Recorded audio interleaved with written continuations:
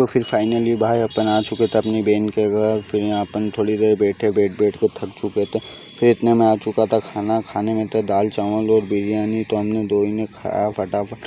फिर अपन ने रखे बैग और सुबह से भूख भी बहुत लग रही थी। तो बैग रखने के बाद अपन दोनों ने हंसी मजाक करी। हंसी मजाक करने के बाद अपन निकल चुके नागदा की ओर। सुसनेर को बाय करा और फिर बड़ौदा पे 16 पैनल दिखे, जो आप सभी को दिखा सकता हूँ। फिर इतने में आ चुकी थी मुझे नींद। थोड़ी नींद निकालने के बाद इतने में आ चुका था मेहतपुर। जो यहाँ मेहतपुर में तो बहुत ही ट्रैफिक लग रहा था। जो आगे पीछे चारों तरफ गाड़ी थी, क्योंकि यहाँ बन रहा था रोड, जो आप सभी को दिखा सकता हूँ। रोड में बहुत भयंकर काम चल रहा था, मतलब बहुत तेज़ी से। फिर अपन ने मेहतपुर पार कर दिया था। फिर इतने में आने वाला था नागदा। फिर नागदा भी आ चुके थे स्मार्ट बाज़ार के सामने।